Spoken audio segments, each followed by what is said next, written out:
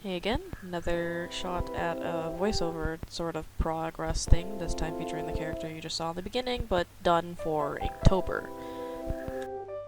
This isn't meant to be sort of any kind of speed paint video, this is meant more to show just the process that I take in doing my daily Inktober's now that I have an idea and a method that I really quite enjoy doing.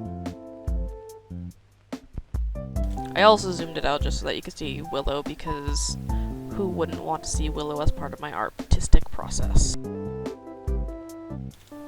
I was using a reference of my own face with the expression, and then I found that I wanted to try and change the expression originally from what I had eventually ended up finishing with, and opted against it, and just went back to the original reference that I had been using.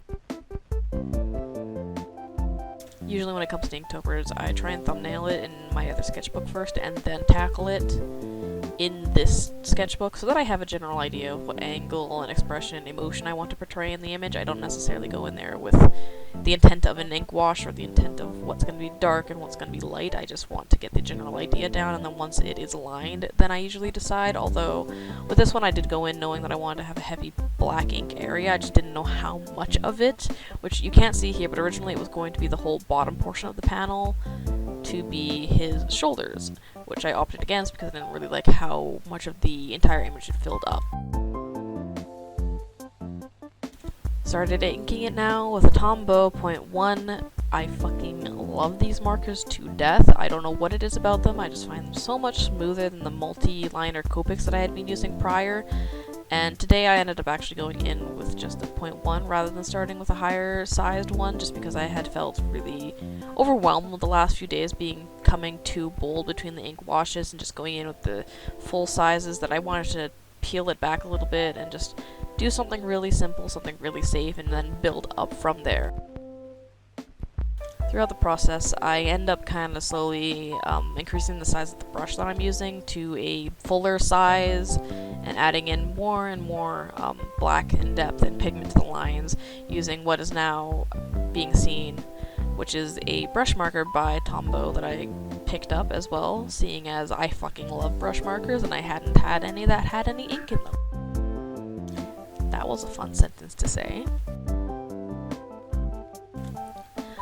Going in, adding more detail, adding in more black. I opted to use this rather than a brush to add in the black areas between the strands of hair, because I just knew I would mess those up if I tried to use a brush.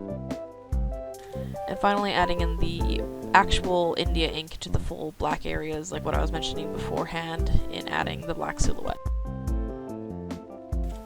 Once again, you see that I'm not actually doing the full shoulders because I opted against it. I thought it would be way too heavy weighted on the bottom of the image, and I just didn't really want that anymore.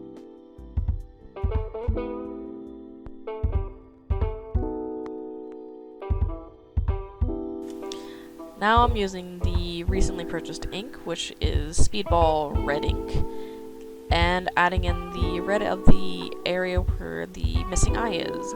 This is kind of meant to represent the fact that he is actually missing not just the eye, but a huge portion of his face there has just been removed. And I kind of want it to be some sort of somber image about him and what he's gone through and the damage he has taken, which predominantly is very visible in said eye, which I won't talk about it here, but it has a lot of meaning to his character. A lot of his backstory is based on the happenstance of that eye.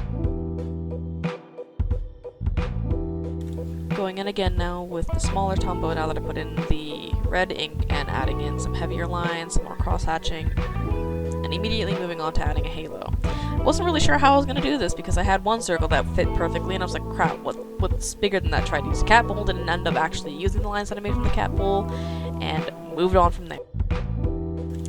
I immediately moved into using the Kuretake Gensai white gold watercolor to put in the metallics, and at first I was going to make it like a circle halo around the back silhouette of the head, and then I actually opted to make it an actual circle and just freehand the other circle to make it rounded, and broke a portion of it because he is a fallen angel. Figured that'd be kind of a neat reference to that.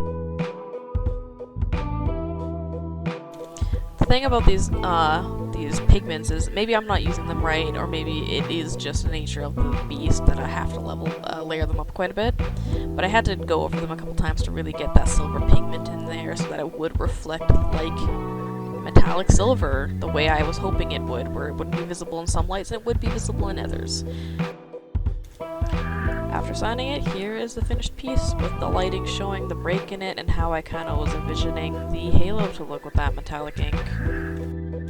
I keep calling it ink, but it is watercolor. Anyway, here's the full image, and I can't thank my Patreons enough because it's really them who makes these videos possible for me to experiment with. So, thank you to my patrons, and hopefully going forward I can do more and more of these.